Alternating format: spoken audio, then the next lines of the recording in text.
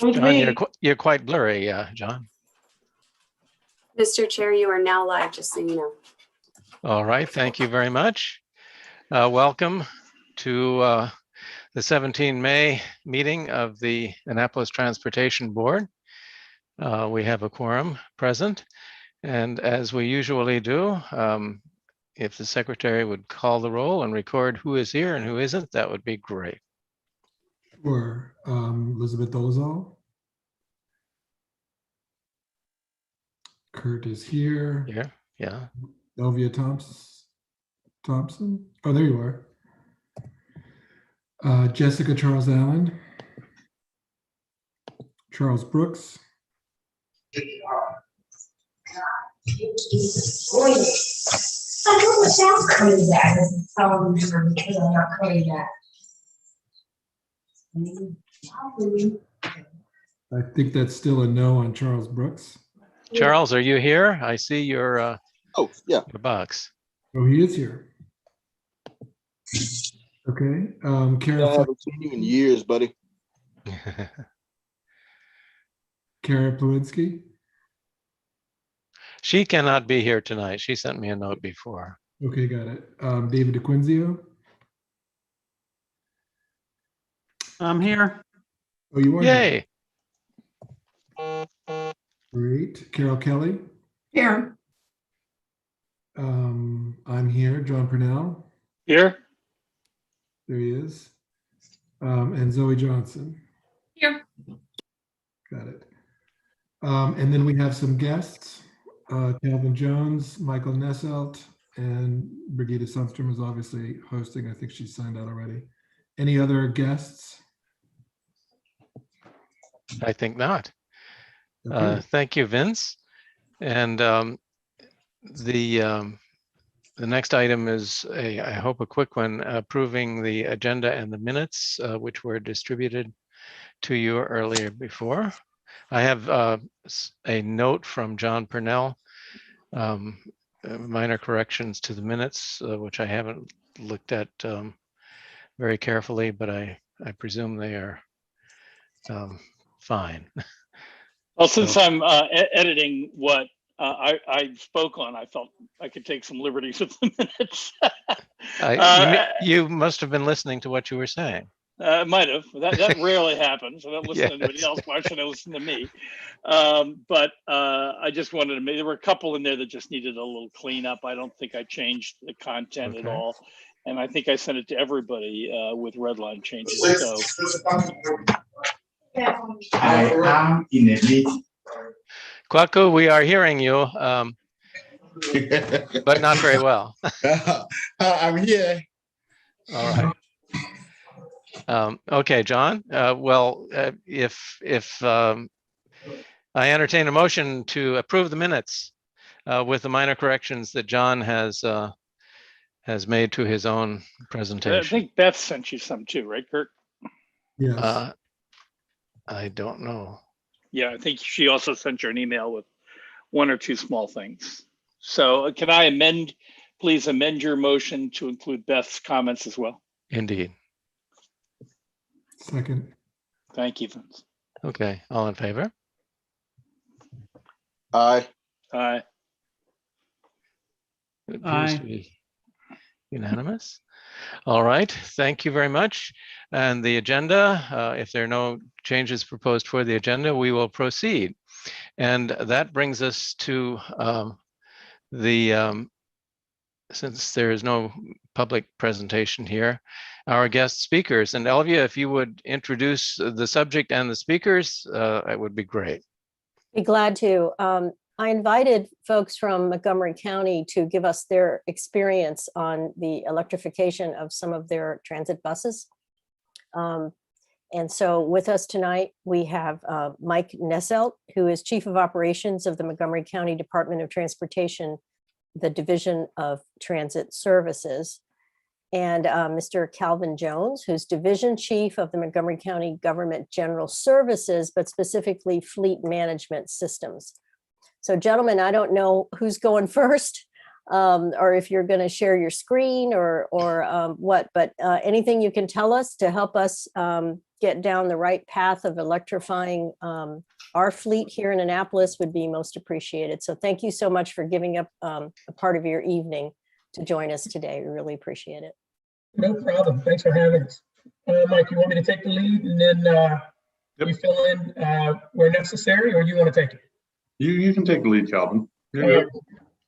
All right. As Elvia mentioned, I'm Calvin Jones with DGF, Department of General Services, Montgomery County Government Fleet Management Services. Mr. Nessel is the operations manager with DOT Ride-On. And Montgomery County's movement to zero emissions transportation started as a result of, Montgomery County executive and the county council's position is that they consider us to be in a climate emergency. And as a result, they passed into law a requirement to reduce emissions by 80% by 2027 and 100% by 2034. And the makeup of Montgomery County government, you figure we have probably about 3,200 vehicles, supporting the police department, fire and rescue, highway services assets, that sort of thing, and about approximately 400 buses, transit buses, actually 377 transit buses we have that operate out of 3 depots. Those transit buses, to put things in perspective, and you look at energy utilization and fuel utilization, our transit buses use probably approximately 4 million gallons of fuel annually, compared to the 6 million gallons we use overall in our transportation fleet, or a little over 6 million gallons. You figure Ride-On uses approximately 2.5 million gallons of diesel annually, and about 1.5 million gallons or gasoline gallon equivalents of CNG. So what led to our electrification is in 2019, we were awarded a LONO grant for 4 electric buses and four chargers. We named Proterra as a partner in our grant. So our first 4 buses were Proterras. We're currently in the process of, in 2020, we were awarded a FTA bus and bus facilities grant for 10 electric buses. And so we've awarded that grant. We awarded those buses to Gillig. They'll be the manufacturer for those buses. We expect to take the first 2 in delivery come January 2022. And we're currently in the process of releasing an RFP in the next couple of months for 56 electric buses over the next 3 years. All of our electric buses will be housed at our Silver Spring depot. At our Silver Spring depot, charging at that particular location, the first 4 chargers are on grid. So we use grid electricity in order to electrify the fleet that's down there currently. However, we're in the process of, we awarded a contract to Alpha Structure to build a microgrid at our at our Silver Spring location. The microgrid that'll be built at that location is 2 megawatt. It will have 2 megawatts of solar, about 4.5 megawatts of battery storage, and 2 megawatts of natural gas generation. The microgrid will support up to the microgrid will generate enough power to support up to 70 electric buses, 100%, to support 100% of the charging needs of those 70 buses. But the county domiciles approximately 150 buses at that depot. So the remainder of those buses will be electrified using utility, using the electric utility there. Because and I'll go through the phasing of the project, because the utility is going to be upgraded as part of one of the phasings of the project. So the first phase of the project is scheduled to start this July, where they'll build in the additional charging equipment and the solar, some of the battery storage, enough to support the first 14 buses. Phase 2 will follow after that to start putting in some of the power generation on site. Unfortunately, the most solar that you can do based on the interconnect agreement, the setup, I guess in the state of Maryland is 2 megawatts of solar, so we can't exceed the 2 megawatts. The remainder of the remainder of the electricity bought into the project will be either battery storage. In phase 2 will be battery storage or natural gas power generation. And like I said, we'll get up to about 2 megawatts once we top out to be able to support the 70 buses in phase 3. And also during phase 3, the utility will be upgraded. So the way that the microgrid will function is we'll be producing, the primary means to producing electricity for those buses will be on site. The backup will be the utility, the electric utility. So that'll provide our, that's how we plan on providing our resiliency from the standpoint of, redundant charging operations to be able to support our transit partners. We're currently focused on a depot charging model. I know that there's been a lot of talk about, different charging models that you want to pursue, whether you want to do in-route charging or depot charging. We started off depot charging because it was, number one, it was the easiest for us to do because you had, getting into, I think our first grant that we submitted for electric buses, we listed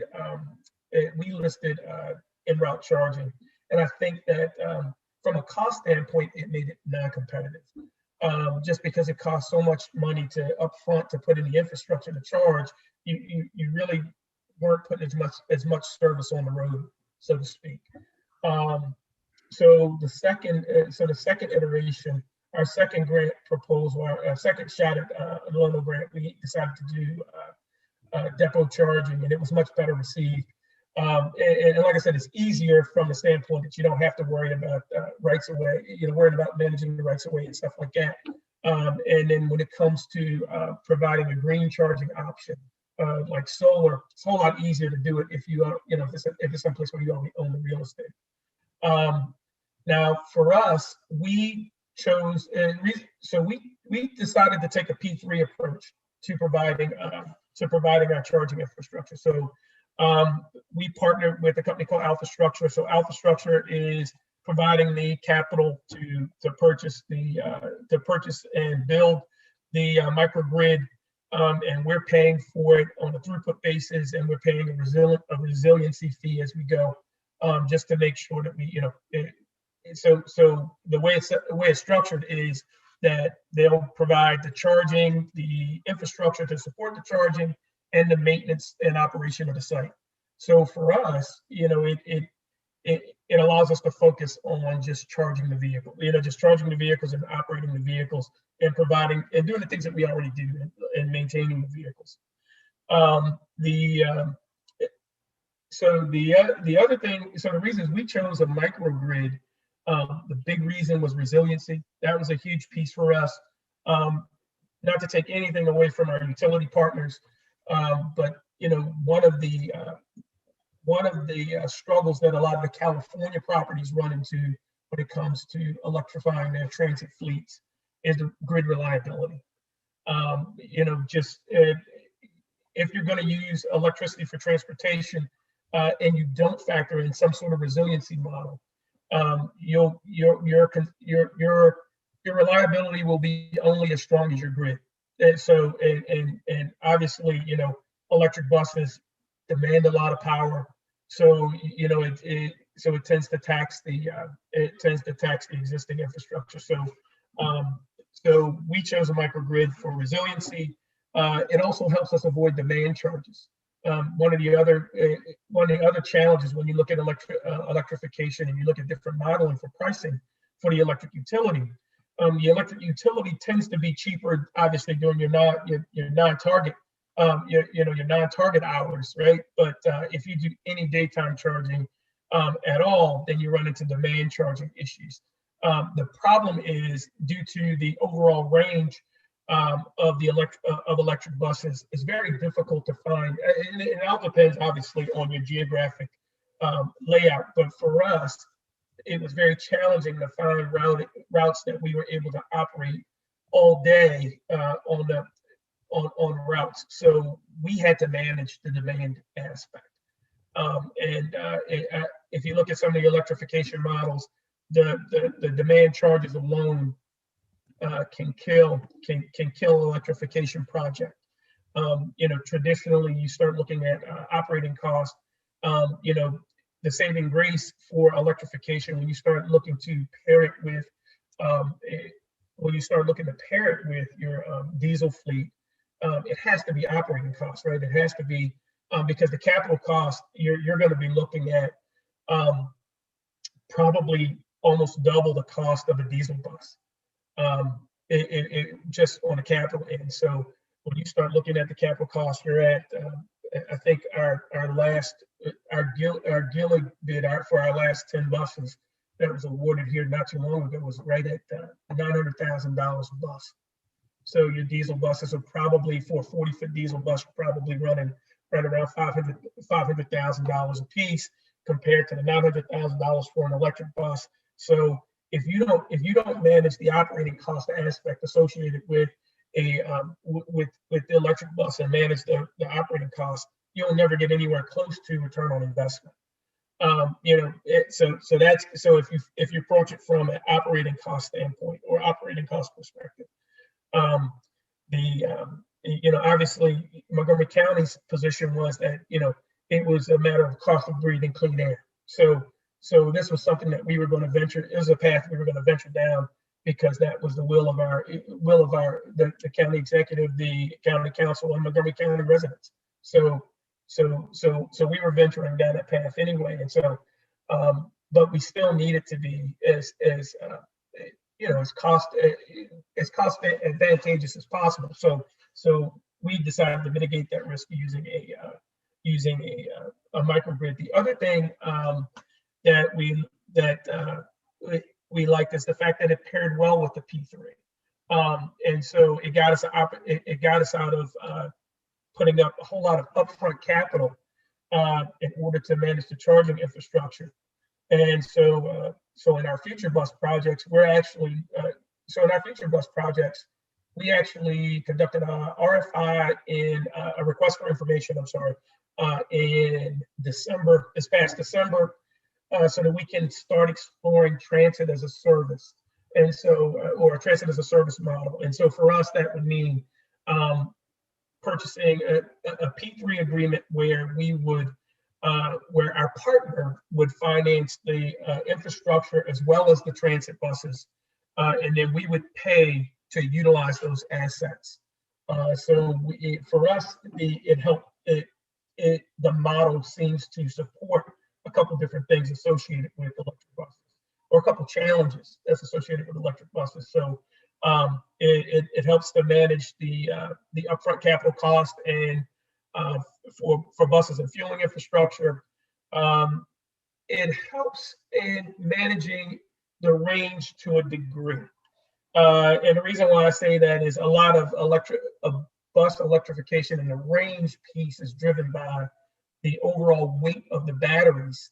The weight of the batteries and energy density of the batteries limits how many batteries that you can put on a bus without the vehicle being overweight.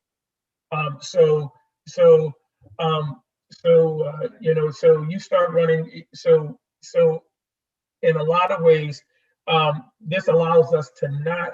It helps us in our degradation modeling, right? So battery electric buses start to as they get older, as the batteries get older, the batteries start to degrade, so it limits your range. In a P3 model, we wouldn't own the batteries. The batteries would be owned by because the bus and the infrastructure would be owned by the same company. You could actually, our plan is to look at some life cycle management of the batteries, where the batteries would be removed after they reached a certain level of degradation. They would be removed from transportation and used as a stationary power source. And also in our P3 model, we're exploring battery fuel cell electric buses. So we're currently working on a grant for our Gaithersburg depot that would be a fuel cell electric grant. So we would be taking we'd be looking at fuel cell electric buses along with hydrogen infrastructure to be deployed at our Gaithersburg depot to help bridge some of the gaps that we see in battery electric buses, right, associated with range. Because I think with the battery electric buses, we're getting right now we're getting just over. So we're using them in service. We're getting about 150 miles of range in our electric buses. Now, when I say that, that's about how much, we still have some battery storage left over. So we could probably tweak it a little bit more, but battery electric range is very temperamental. If you look at some of the studies that CTE generated with cold weather battery performance associated with electric buses, and our experience this past winter, I mean, you're looking at approximately a 30% range penalty associated with winter operations with electric buses. So to help bridge some of that gap, we're actually exploring fuel cell electric buses because and what we're considering is using electric buses on our shorter routes and using fuel cell electric buses on our longer routes. Because most of the it's interesting. Most of the range penalty associated with electric buses in winter operation are associated really with the HVAC system of transit buses, right? Because you have a large passenger compartment that you have to keep climate controlled, and you have doors that open and close every block, right? So they serve as big giant air handlers. So you're constantly bringing in ambient air, and so the bus is trying to make up that heat. The challenge for electric buses is that electric buses are extremely efficient. So almost all of its energy production goes toward wheels moving forward. They produce very little residual, and they have very little waste, right? So they don't produce they produce very little residual energy. So in an internal combustion engine vehicle, we tend to use that waste energy in the wintertime for heating. That's for heating the vehicle. So that's a challenge for electric buses. And like I said, as the energy density and the batteries gets better, I think that piece will get better for electric buses. And they also have some other management strategies that in the short term we weren't willing to consider.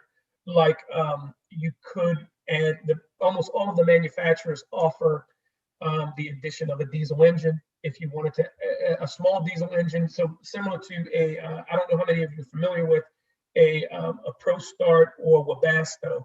All they are is a small single cylinder engine that's just designed for heating the coolant in a vehicle, heavy duty vehicle. They tend to use them in extremely cold environments.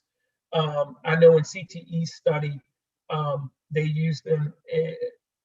Minnesota used them in their vehicles as a part of the study, and the results was pretty.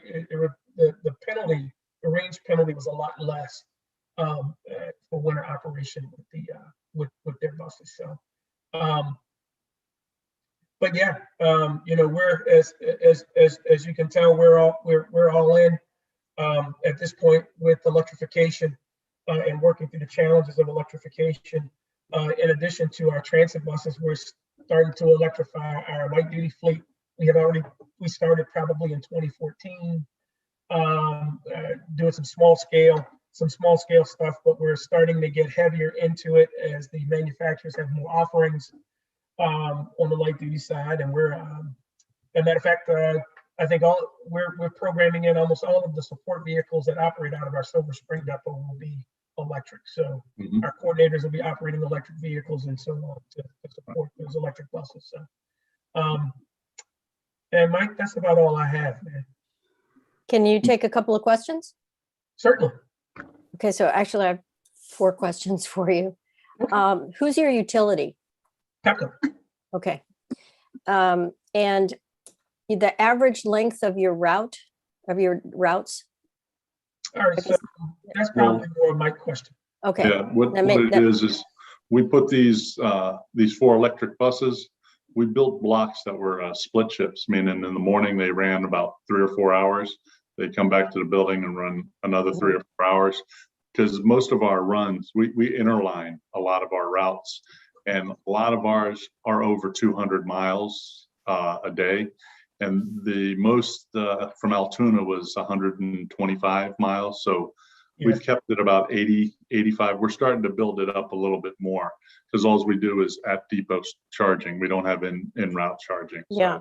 And are all of these buses that you're talking about, are these all 40-foot buses? You know, no, they're all, these came from Proterra. They're 35 footers. The ones we're getting from Gillig will be 40 footers. Okay. And then when you were talking about going to fuel cells, that's going to mean laying some pipeline. Not necessarily. So at our Gaithersburg depot, so the interesting piece at our Gaithersburg depot is that we're already a CNG site there. So we already have. Let me go back. We're not even looking to do. So if we were going to do natural gas, we wouldn't have to put in any addition, any pipeline because we already have natural gas utility there. But in our piece, we're not even pursuing natural gas. We're doing electrolysis. So we'll be using water to make hydrogen, and then we'll probably end up with solar. We'll probably end up partnering with Alpha Structure, who's doing our microgrid. So technically, the way we did it is Alpha Structure is the microgrid supplier for Montgomery County government. So the way the contract structured. So what we're going to probably have them do is add solar to the Gaithersburg project to be able to make green hydrogen. But the plan is to make green hydrogen. You would actually carry hydrogen tanks on the buses? Yes. Which means that then it would have to be under extreme pressure, right? Or not?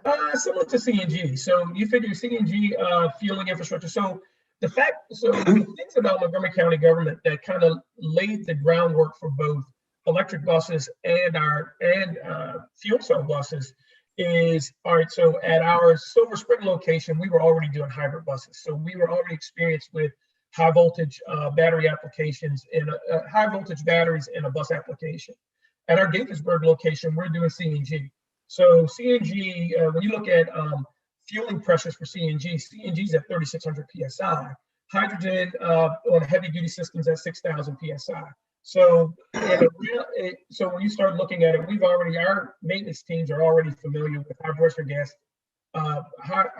gas infrastructure and equipment that's located on vehicles and infrastructure producing it. So it's just a natural progression for us. Yeah. So when you're talking about your staff being familiar with this, what I'm thinking is that this is, for at least if we go this route, that this is an opportunity for people who are in, internal combustion engine mechanics to learn a new, to be trained in a new field that is the field of the future.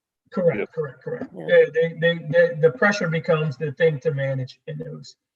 Because it's interesting. The fuel cell is the reason why I refer to it as a fuel cell electric bus, and that most folks refer to it as a fuel cell electric bus, is because past the energy piece, it's an electric bus. I mean, you're just creating your electricity on board. So for the issue for managing the pressures associated with it becomes the biggest challenge. Yeah.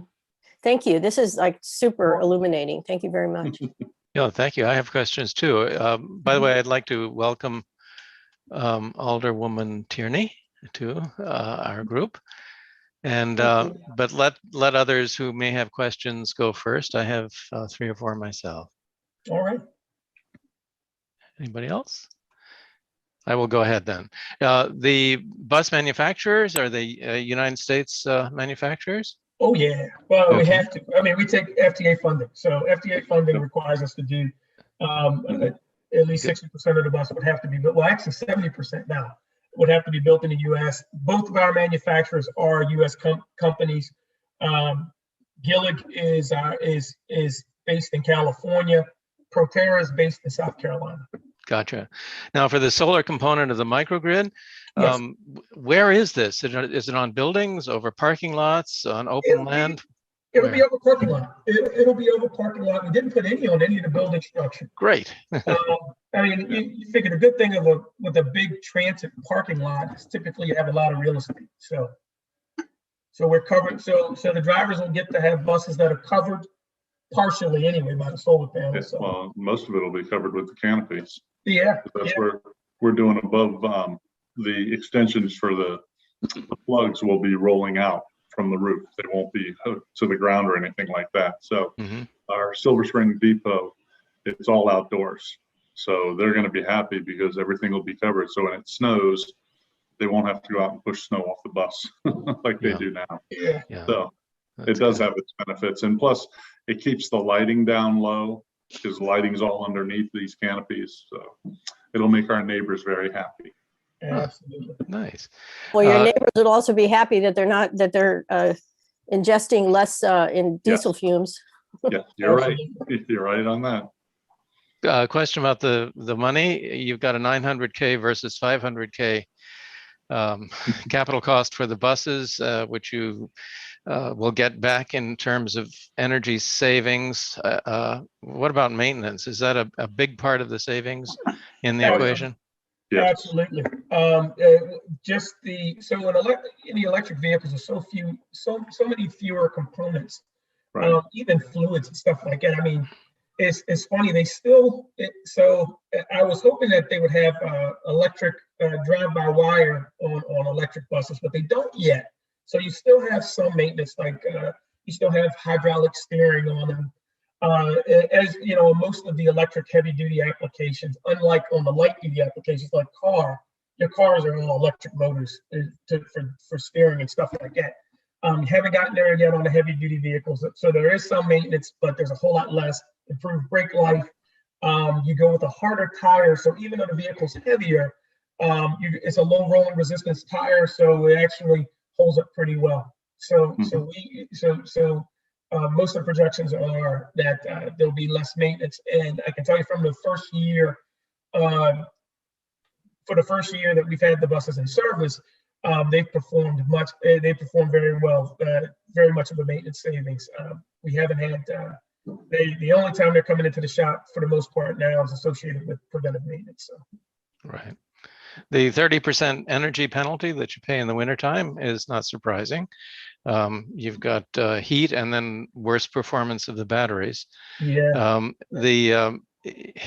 What about something so silly as just carrying a propane heater on board for winter? Well, or a heat pump? The heat pump would do double duty, cooling in the summer, heating in the winter. Well, so most of the limitations currently are with what transit bus manufacturers offer, and so they all offer the diesel, having a diesel-fired engine on board, where you can put a small diesel tank on and just a small auxiliary heater. Initially, it was our position that leadership did not want to have, they wanted zero emissions to mean zero emissions. And I think industry-wide, that's a discussion to be had, because you have, I think quite a few of the transit properties struggle with that. I know that Boston elected to go without it, but their position was, hey, look, the bus is going to be, they actually turn the temperature of their buses down in the wintertime, and their position is, hey, you're standing on the corner with a coat, you'll be wearing your coat when you're on the bus. It'll be, so it's interesting the different strategies that different transit properties have taken to try to mitigate that impact. And like I said before, places like Minnesota, where they're accustomed to doing a diesel-fired heater, auxiliary heater on board anyway, they just went with Pro Starts to provide that heat on board the bus. The other thing that you do that the manufacturers haven't quite perfected yet is they have a conditioning process where you connect the bus to almost like a shoreline, if you think of it, right? If you have an RV, if you're an RVer, you understand what I'm talking about with the shoreline, where while you're plugged into charging, it heats the bus. It brings it up to operating temperature so that you use less of the energy on board to heat the bus. The challenge with it is right now the manufacturers haven't fine-tuned the algorithms yet. So it forced us to have to manage it manually this winter. And what I mean by that is their algorithms are set up right now is if it's connected, if you have it in conditioning mode, then the bus is on. And so that's all of the features on the bus. And so the problem is it's very, from an energy standpoint, it's very wasteful. So you're using a lot of energy. And so if you can, if you use that, so when we do our energy comparison and looking at energy efficiency, we like to look at, all of the electricity that the bus is using, both during the charging process and during service. And so you start getting some really crazy energy efficiencies. And so, I mean, like this winter, we had energy efficiencies up to 4+, we exceeded 4 miles, 4 kilowatts per mile. And so that was a challenge from an efficiency standpoint when we were, where we're really looking at, or where we really want to be is right around that 2. We want to be at right around 2 kilowatts per mile or less, Kilowatt hours standpoint. So because if you're not there, then you'll really struggle meeting your fuel cost per mile targets. So yeah. Thank you. My final question has nothing to do with electric buses, but it has to do with money. I assume Montgomery County is not on a fare-free system yet. You still collect fares? No, No? we are not collecting fares until possibly June 30th, but then county council might vote again. So when it comes back, if we do collect fares, elderly and ADA people will not have to pay. And Not wanting to listen to this that daggone. out is going to be difficult. All right, but there's no plan to abandon fares altogether. No, Just yeah, yet. we're going back and forth because if we do, Got paid, pay we my get about- bills. I got we 20 make bucks about left. $20 million off of our fares It's a gonna year. be fun. Yeah. Okay. What is the cost of the fare collecting machinery which you are buying for these buses? I'd have to get back to you on that. Yeah, we haven't bought. What we've done is strip the other models and put the new fare boxes in. Mhm. We save money doing it that way. Okay. But we're moving to clever devices. Yeah. That's Yeah, we're trying to evaluate the cost of not only the capital cost of installing the equipment, but also the entire cost of basically handling money. It comes at a cost. Oh yeah. Okay, that's all I have. Any other questions or discussion from the rest of the group? Yeah, Kurt, I had a couple of questions, but I was slow on the mute button. So you got to me first. How many depots do you have? 3. Okay. And the battery's lithium ion? Yes. Okay. Is there a concern about fire? We don't have a concern yet. Right. At least I haven't seen a big issue with fire on electric buses. I know that there's been fires on the automotive side. Knock on wood, I haven't seen a lot to do with them. So right now, the answer to that question is no. Okay. You talked a little bit about, at the very beginning, you said you had a limit of 2 megawatts that you could produce. That was 2 megawatts imposed of solar. So who is limiting your solar production? I believe, I'd have to talk to Probably our Pepco. project manager on that particular project, because I'm a fleet guy for the most Right. part. I'm curious as to why would Pepco impose this restriction to keep their business? I believe that it's a state limitation of 2 meg. That's what I believe came out of our discussions with the project manager who's in charge of the project, but I can get that information for you. Well, the overriding principle is they're trying to preserve grid stability, and they don't want any single source larger than what the grid could handle. I think that's the reason that underlies it. Yeah, but if you made a guarantee you wouldn't dump that 2 megawatts back into the grid, then you should be able to produce as much as you want. But That's isn't what that you count. regulated? Isn't that regulated by the PSC? It probably is. Like, again, I wouldn't know, and it may be. I can verify. You know, because it's interesting. We would have, if we could do more solar, we would have loved to do more, to have done more solar. Because, like I said, we didn't use any rooftop at that particular location. And when we get to our other location, we have a couple. You know, our Gaithersburg location will have even more space that we could, you know, where we could put solar, and the 2 megawatt limitation, obviously, you know, it drives how much solar we can put on a project. But we'll have a lot of wasted space, but we'll have a lot of space that won't be covered by solar at that particular location. Last question, in the public-private partnership, Yes. what are the units of measure? Do you pay them by the mile, by the bus, by the day? What are the units that really drive that partnership?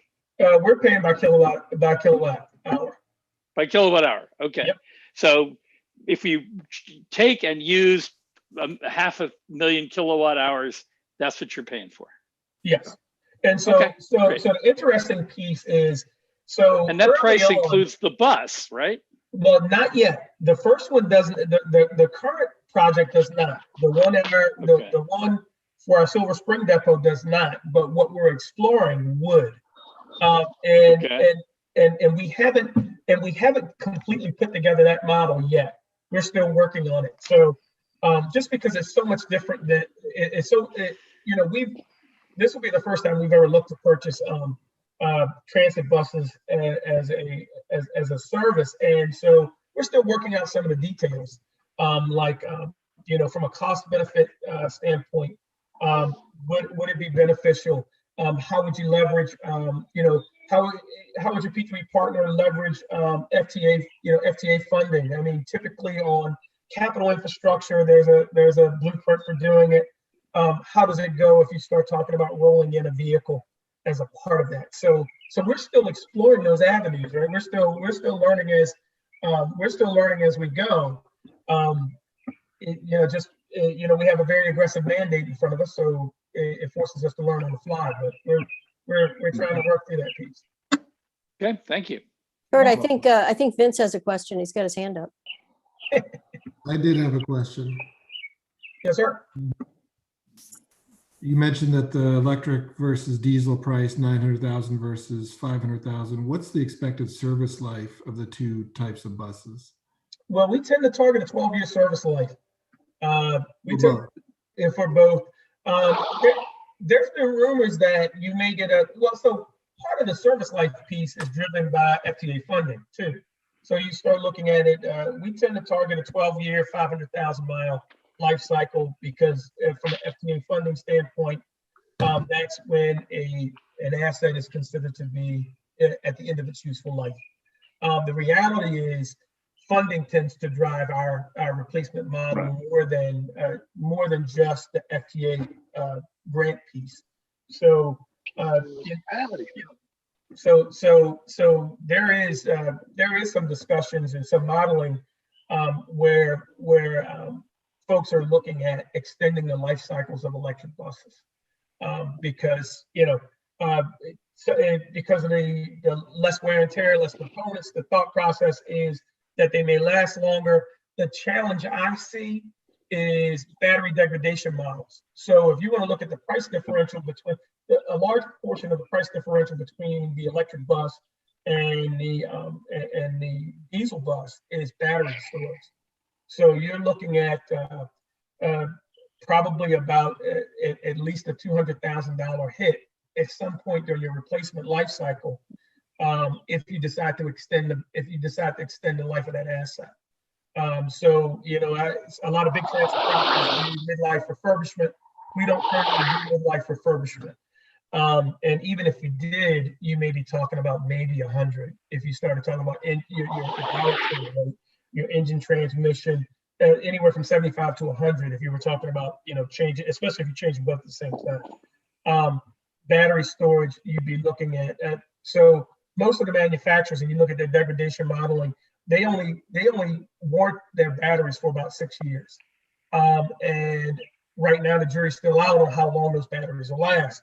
A lot of manufacturers, and so each manufacturer takes a different strategy associated with the batteries, and how you manage them, how far you can run them down, at what rate you can charge them, in order to try to protect the most expensive asset on the vehicle. So, Pay attention. say again. Charles, you're not muted. Anyway, I see the clock is sort of telling me we have to wind this thing up, and I really thank you, Calvin and Michael, for. Well, wait, we didn't hear from Michael though. Sorry about that, Mike. My bad. Oh. No, is there more? I deal with the operation side, and one of the things I can tell you is you have to train your bus operators how to drive an electric bus. It's Yes. different than a diesel. You don't stomp on the gas. It's it's an ease, that because when you start hitting it and going back, it absorbs all the energy. So we spent a lot of time training our bus operators on how to handle a electric vehicle, and they're doing a great job now. So and with Proterra, we got the loan. They were the ones that we had to deal with. I'd hedge my bets with them. I wouldn't, I feel more comfortable with Gillig, because most of our fleet is Gillig now. Yes. And then when we put out the RFP for the 10 buses, we had 5 bus companies: Gillig, Proterra, New Flyer, BYD, and Nova. And Gillig, they came out pretty strong, and they teamed up with Cummins. So Cummins is a very good entity to be with. So we're hoping these 10 buses, as they say, I just hope the mileage gets up to 175, 200 miles, and that will really ease a lot of tension. But right now we're running about 85, 90, 100 miles a day. That's it. So, Right. but they're going well. Well, thank you. This is just fascinating. We could go on Just and one- on. Kurt, if you don't mind, Yeah. just one quick question for the gentleman. So what has been the reaction of Montgomery County residents? Well, we have them in Tacoma Park, and that's where our county executive's from, and they are green, and that's why we put them there. They're very happy with them. We like I said, we've got them. We only run them Monday through Friday because those routes don't run on the weekends. But they're in a green. Tacoma Park is considered green, so it just helps advance the green for the county, and it's been doing well. But we'll get this out to all parts of the county soon, within the next 4 years, because we'll have 56 buses, 70 eventually at Silver Spring, and then Gaithersburg will start getting them. So. Well, it's wonderful to have you as a pioneer role model to look at. We hope to steal some of your experience. Yeah, You guys are welcome to come. it's a live and learn. You That's guys what are we've welcome to done. come down anytime. I mean, it's a good thing to experience. Yeah. We should I do love that. riding buses. I'm coming to Tacoma Park. Yeah. We should definitely do that. Yeah. And I tell you, if you do this, get with CTE. They are very good. We got with them with the NOLO loan with the Proterra, but they've helped us immensely. We still have calls with them every 2 weeks, and they help us adjust the way we deal with the buses. So they're very good. Good. Well, thanks, gentlemen. You're welcome. You're welcome. And we will resume the agenda here. We're in regular business Take now. care, everyone. Thank you. I'm gonna Thank you. watch Caps Thank now. you. Bye now. We were to have a brief presentation by Kara on the transit survey, which she has been working on with other people, but she's not here tonight. So we'll come back to that next time. David and Carol, do you have anything to say on the Annapolis Comprehensive Planning activity that you have both been involved in? I don't have anything to say about the specifics of the plan itself, although in some broader thinking that I do a lot of about the cooperation that's probably very necessary between the county and the city for future development of transit and all mobility. I think it's important that the comprehensive plan reference that potential or, future partnering with the county. I think this presentation this evening really underlines a sense that I'm developing as I pay more and more attention to the idea of this cooperation between the city and the county, that we can't even begin to think about something like what we were hearing about tonight on our own terms. We're struggling to get one electric bus, and I've watched it in the city council meeting somewhat to a humorous effect. My broader thoughts about county-city cooperation are important, but that's down the road, and certainly that needs to be in the comprehensive plan. Dave, have you done anything with the Planning Commission? I don't have anything really to update the group on. All right. The next item is legislation, and I'm not aware of any activity, but Ellie, I do think you may have something to tell us. It's not a legislative item, but you had suggested there might be an opportunity for a fare free experiment on stimulus funds. Yeah, well, when all else fails, use the budget as leverage. Our amendments were due today, and I have two amendments that involve transportation. One of them is to introduce a pilot for a zero fare transit. I got a lot of information from the MML and also from Washington, D.C., and Boston has been successful. Some do it for different reasons. Because of the pandemic, a lot of low-income people have not been able to get to work. So it's been really successful, and they're going to continue it in Washington, D.C. But then other cities are doing it because their profit margin from ridership is, is low enough that this isn't so much of a investment. But we do have some commitments to ridership that Kwaku has told me about. But I'm putting it in as an amendment, and Gavin is really excited about it because he does want to elevate our transit system. And so that's at least going to be a line item. And perhaps what Boston has done is use the COVID funding. So if I don't get it in this year, I could get it in next year and use the 2023 COVID allocation. The other thing that is going to be interesting is, I don't know if you're aware, I think I've copied you on email, Kurt, on amending this investment in traffic signalization.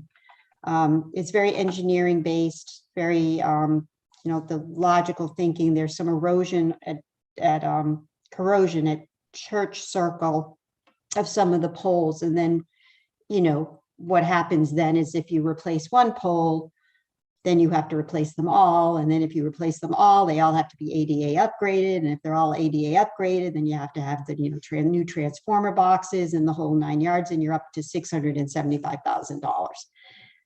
And it was discussed, Planning Commission is looking at the capital budget now, and this is one item in the capital budget, and Alex Pine said, why do we need them? Where we grew up, rotaries and circles, you didn't have traffic lights. How did this happen? So it's a valid question. I'm sure there'll be some reasons. I don't know if there were accidents. Westgate Circle doesn't have any traffic lights. And then also we're doing a humongous project at City Dock. Well, that circle was installed. I don't know the history firsthand, but I've heard that circle was installed as a safety measure because the old lights were causing accidents. Yeah. Well, and I'm of the opinion that the light at the top of Main Street creates, a backlog. But I don't know. And then also with rebuilding Hillman and I don't know what that's going to do as far as egress out of the city or, coming into the city. So I just asked it to be postponed, dry pack the poles wherever they're corroded. The director of DPW is not happy with me, I don't think, but this, I would rather spend the money on repairing sidewalks. I mean, this happened at the intersection of Dock Street and Randall, where there was this, there was agreement that we needed some safety there. If you're all familiar with Dock Street and Randall, it's kind of difficult to cross the street there. So you could justify maybe a walk signal or something. But then when our wonderful DPW department comes in and does the analysis, we ended up with this $500,000 proposal, and the residents, resisted seeing this, looks like a slot machine. So that's it'll be interesting discussion Thursday night planning commission, where they're going to support this, and that's that I'm putting it in as an amendment.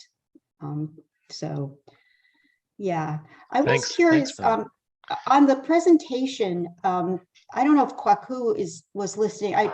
We get a grant from the Maryland Transit Authority, MTA, and it kind of holds, it kind of ties our hands as far as, not progressing into buses, electric buses. And I was just wondering if they have any, if they had to, do they get any funding from the Maryland Transit Authority? And if there are any encumbrances that we have that they, had to struggle with, but that was a question. I don't know. Yeah, I'm here. Can you hear me? Yeah. Yes. Okay. Montgomery County actually applies for its grants directly to FTA. Okay. For all the other smaller agencies in Maryland, we go through MTA. MTA doesn't tie your hands to any specific vehicle. It's more of how much money they will give you. So for instance, we are asking for bus replacement, 350,000, 30-foot bus. If the city wants electric bus and it costs 900,000 and the city can add to that, the MTA will not object to that. So it's more about money.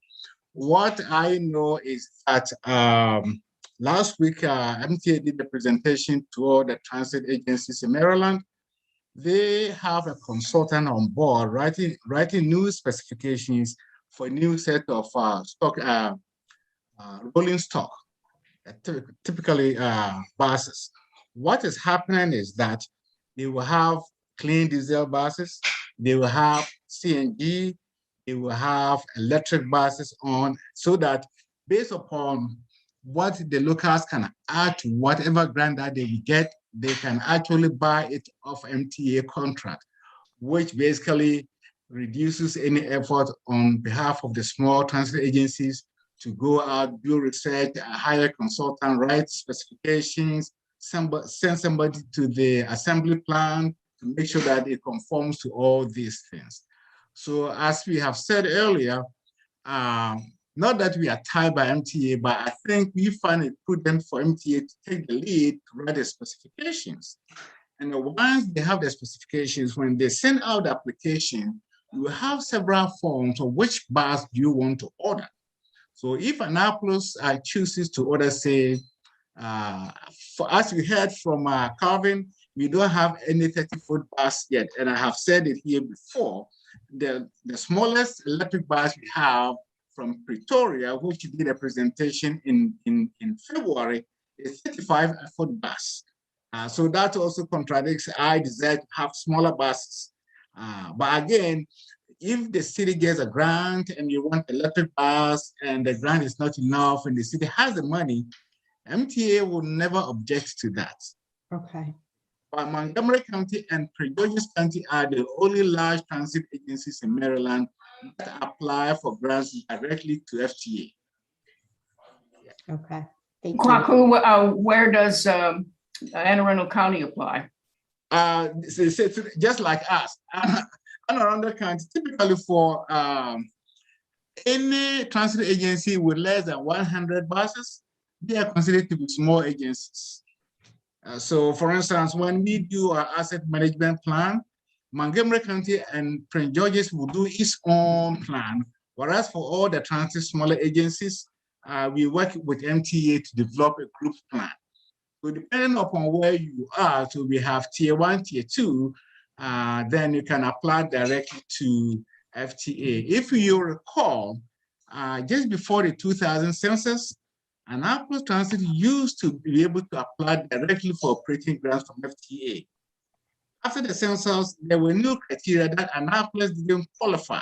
So it was absorbed into the Baltimore Regional or the M.MTA system, where they apply for the grants on behalf of all the other smaller transit systems, and then the state will allocate the grants.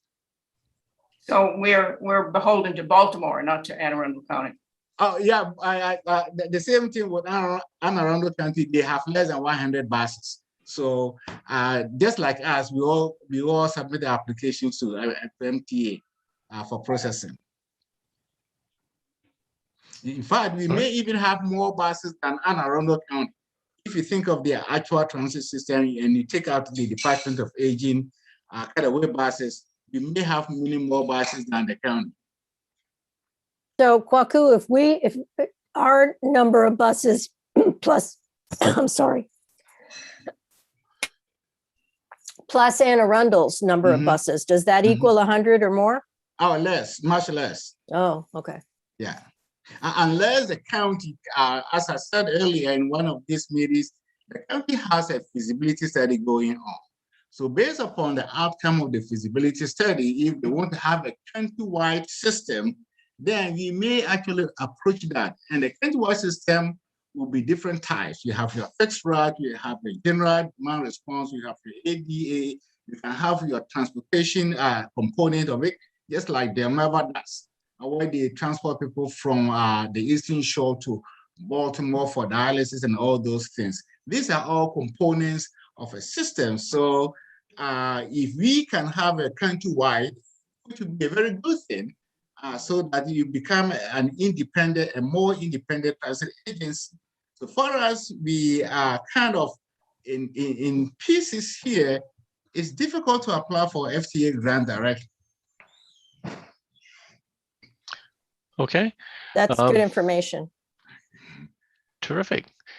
Thank you. Well, can we go around the table for those people who are here? I flipped the alphabet on us so that Zoe, instead of always going last, now has the opportunity to lead us off. Good evening, everyone. But tonight I don't have any updates. All right. So I'll pass tonight. Okay, Vince. You're muted. No, but I did mention before something that is a considerable concern of mine, and that is utility street repairs by both the municipality, the BG&E and others. And there's one going on literally a stone's throw from my house. So I will report back on that next week. My concern is over time that the way we bond and insure against future failure, I haven't seen a lot of great evidence of success, and I'd like to talk about that. Yeah. Is there something called an integrated utility corridor? I think in Europe they've implemented a lot of these. The idea is you put in a very well built and very flexible utility corridor, which accommodates all of the utilities. You build it once and you never have to build it again. That's right. We don't do that in the United States, do we? We don't, with rare exceptions, like, and I don't know that it even qualifies, but because I think when we, the city of Annapolis, buried the utilities on Main Street, it was for aesthetic reasons more than other considerations. And I think that jurisdictions around the world are finding that the more you put below ground seismically allowed, the better, and the more. Yeah. Well, the very appealing thing is that, yes, you make a big capital investment in the utility corridor, but you never have to touch it after it's done. You can repipe it and rewire it to your heart's content. Right. Okay. I'm next, and I have nothing to report. I got diverted by boat access, which Ellie knows something about. But, and John Purnell? No, I think I have nothing after last week's dump, so I'm good. Okay. Let's see, next among our attendees is Elvia. I hope that everybody saw the press release that Jackie Guile put out last week before, that outlined the EV charging stations that are not only in service, but are planned. Most of them, with the ones that are planned, with dates of completion. If you haven't seen that, I can send you a link to that. That would be neat, yes. And on a lighter note, in a couple of weeks, my organization is going to put on an EV comedy trivia night event on Zoom. So you Hey. you can test drive your EV knowledge. How electrifying. Yes. I've been overdosing on Tesla videos on YouTube. Good. Yes, I know a lot more than I did. All right. Dave? None for me this time. Okay. Charles? Charles Brooks, are you still there? Not hearing you. Can you hear me now? Yes. Yeah, I really have nothing. Okay. I've got nothing to add right now. All right. Thanks. Carol? You're muted. I've already taken my turn, but I'd like to use a minute or two, because Kwaku is here, to get down to something that did get specific for me at the Kwaku at the last Anne Arundel County Transportation Commission meeting. There was just a sort of aside about the transit service to Edgewater, which I'm familiar with, you know, and I know it's been in place and a cooperative initiative between the county and the city. But Kwaku, my question is, well, more background on the Edgewater end of that use of our gold route. They seem to have a mini mobility service. They seem to have a call and ride set up, and I'm wondering about that, and therefore, of course, wondering why we can't integrate a call and ride system in Annapolis for the other routes, or at least one or more of the other routes. Am I right about how I'm reading that, Kwaku? I'm aware of their call and ride for, I think, from the Department of Aging. Not only people with disabilities, but those after certain age group. I'm not sure whether it's 60 or 65. You basically call. Typically, you have to call in advance to make an appointment. I'm not aware of their general demand response, where typically, even for that, we need to make arrangement in advance. Similar to our ADA. ADA, the general requirements is that you need to call 24 hours before your trip. But when they do call, we take the nose down, we develop a schedule, and then the driver will be dispatched to go and pick that person from his or her house. That's what I'm aware. General demand response in the county, I'm not aware, but I can check with Ramon Robinson, who should be in charge of that service if there is any. What I know is that, remember the goal that we use to run to Edgewater, the county runs an identical system. That's why we pull back. However, you may never know that it's a bus. It's a small kind of way. It's white with a very small sign, Anne Arundel County Department of Transportation.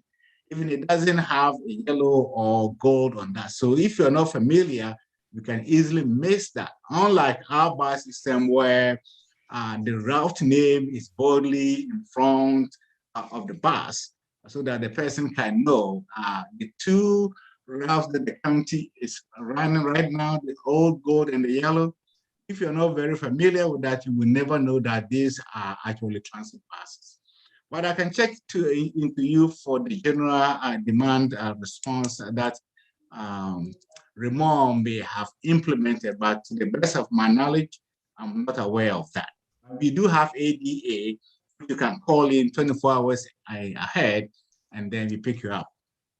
Well, the only encouragement that gives me is that there is a model in place, even if it's only being operated for ADA.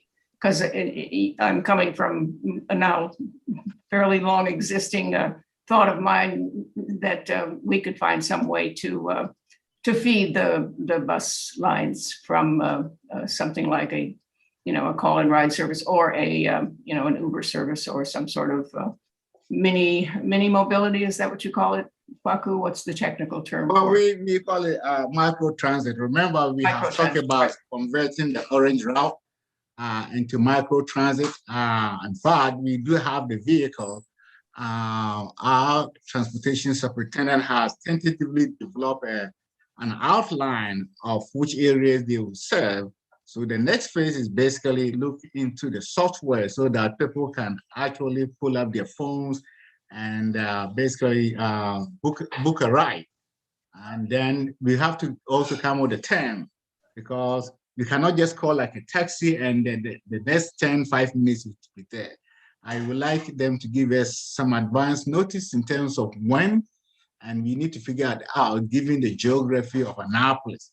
And remember, this micro transit is supposed to serve the low transit need areas where most people will drive to work, but we have a couple of people who rely on public transportation. The idea is to take them from there and perhaps take them to, say, a spot where they can actually continue their transit ride on the fixed route on a bus at no extra charge. So that is a concept that we are developing right now. Okay. Thank you. We have gotten through the list of members. We're now at the slot on the agenda for you, Kwaku. Okay, I sent you a copy of a March monthly report. Thank you. Yeah, I hope that you did share with the group.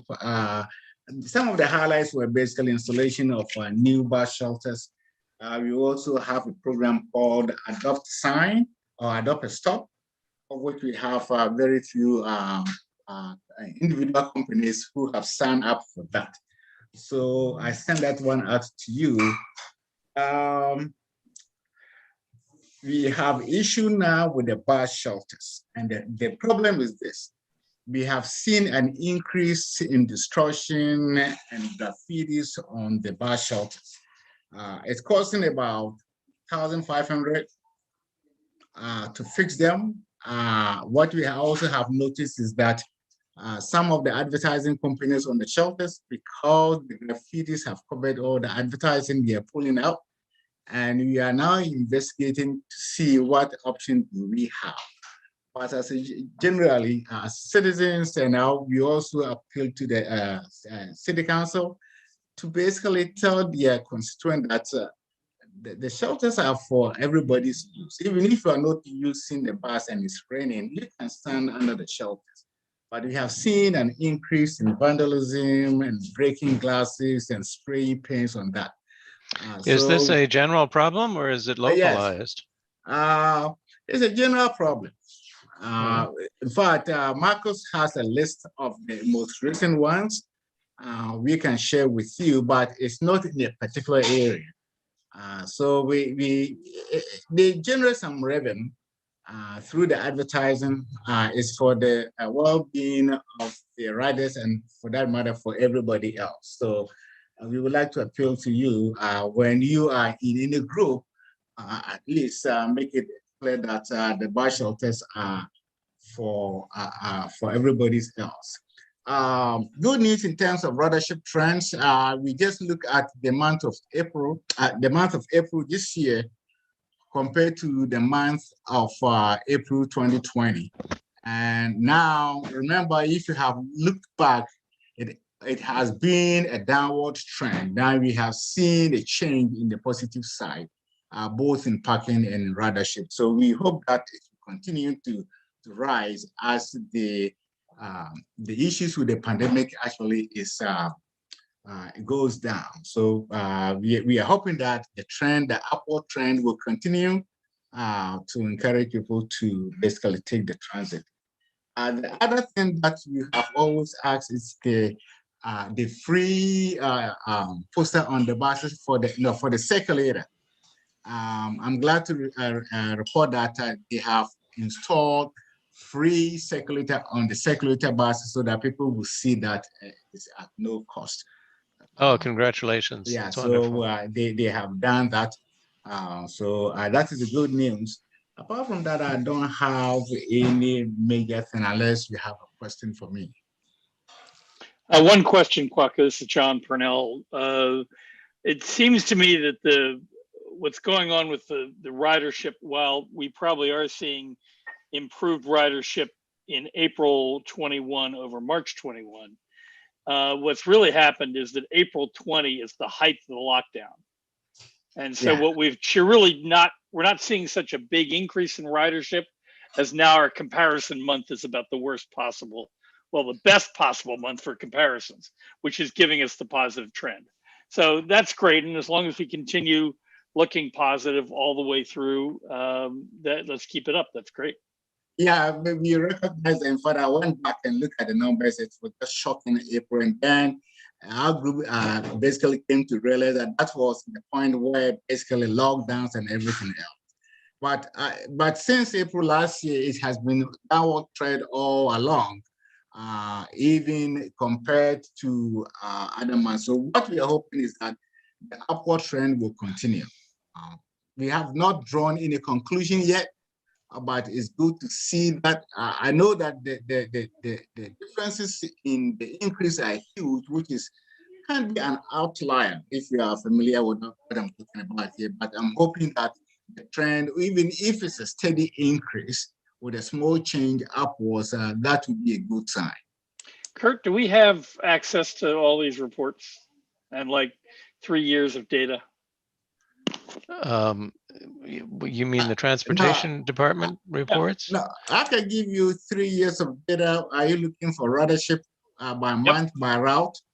By month, by route for 3 years. Be fantastic. Okay, no problem with that. I'm a quant. I love to look at this stuff, and if I can help, I'll help. No, the regular reports, I don't know whether they have been lodged on the Google Drive or not. They should be. Okay, I'll go look for them. And if they're not, maybe we can arrange to put them there. But in the meantime, Quacko, if you can send me an Excel file with that data, that would make me a very happy camper. Okay, do you want to, I can include the FY 2020, 2019, and 2018. What about that? Fine, excellent, that's great. Okay. But also remember, we are dealing with travel behavior because sometimes you will see an anomaly that it defies any trend analysis. So you may wonder what's happening. As somebody in fifth generation modeling, that becomes a much more difficult question for us to answer. Because sometimes when you look at the numbers, you think, oh, but these are people and you're trying to understand their travel behavior. That's sometimes what you forget. So yeah. I will send it to you. I'm all over it. Thank you. Okay. Thank you, Kwaku, for your report. You are very welcome. Is there any new business to be offered by any member of the board? Yes. This is Zoe. I have my hand up before we get to new business. Carol's question jogged my memory that I had 2 acquaintances that worked very hard to get a call-in ride for South County. And this is no disrespect to Kwaku in his observations, but they did, and I looked it up, but it's on my phone, so I can't share it. But the county did implement a call-in ride in 2019. I don't know if it's still running because it's my understanding that I'm not sure if they could sustain demand, but there is a flyer available and we could reach out to the county to see if it's still operational. But it was an on-demand transit service that provides 3 zones connecting South County residents to South County service areas. It was operated Monday through Friday between the hours of 7 and 7 p.m. Riders were required to call 2 hours in advance to utilize the service. And if you wanted to be scheduled, for before 7 a.m., you had to call by 5 p.m. the night before.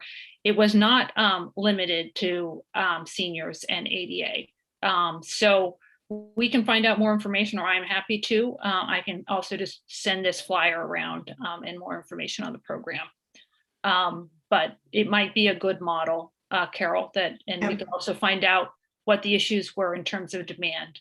Thank you. And just one quick question to Kwaku. Is that what feeds into the gold route?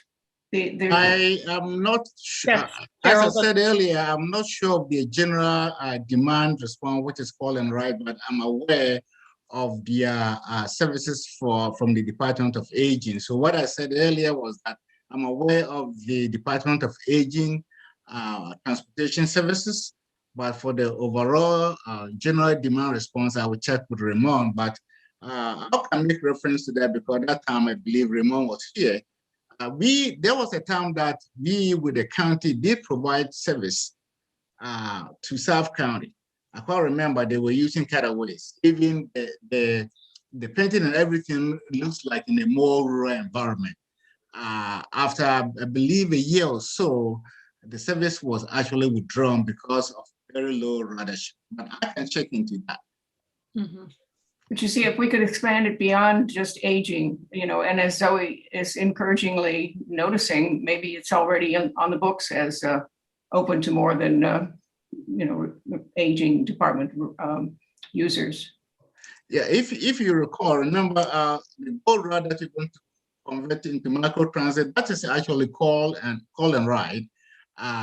It's not limited to a specific group, everybody. That is in addition to your ADA paratransit. So what you try to implement as micro transit, it will be similar to what the county actually had in 2019. It's not limited to any specific group. Basically, if it's available, you make it the appointment and the time comes in and then you pick it up. That is in addition That hasn't to your escaped ADA. me, Kwaku. Thank you. All right. Okay, thank you. New business?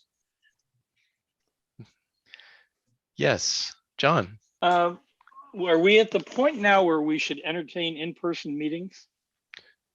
That's a good question. Yes, Ellie? You're muted. Yeah, that was just coincidentally, that was discussed at our weekly COVID update. And David Jarrell, the city manager, is leaving it up to the respective boards and commissions. City council will resume and standing committees will resume in-house. But boards and commissions, it appears that they've heard comments that they've been very efficient by, Zoom or what have you. So that's the way they've left it. There's no mandate to come back in to council for the boards and commissions. And that's, from now on. There was a discussion about things changing permanently due to COVID, and this was one of the things that came up. Yeah. So it's up to Well, you. it's a pertinent idea to discuss. And I've heard of one group, I've forgotten which one it was going to a 50-50 in person and Zoom every other month. So that's one model one group was doing. But if you have a proposal, by all means, float it. I will say categorically, I do not have a proposal. But I will say that as a newcomer to the group, I would love to get to know you all more than virtually. So I hope the time comes when we do convene at least occasionally as a group. And that would make me feel like a new sense of normal. I do think Ellie's right. This might have been a more efficient format than what we've been doing for the last 200 years. Yeah, I find myself becoming more and more comfortable with it. But on the other hand, I really appreciate your argument about the value of in-person meetings. And I would like at some point to resume some fraction of our meetings in person. But I will wait for a proposal from you. Well, we always have to remember that that the public will find in-person meetings much more accessible than Zoom meetings, at least for now, until they become educated to digital interaction. I just want to ask, was that the royal you, the whole board, or that was the you, John, when you have a proposal? No, I think that was the whole board. Oh, thank you. Yeah. Yeah. Okay. Are we at the end of things for this time? Motion to adjourn? So move. All right. Second. All in favor? Aye. Aye. Okay. Thank you so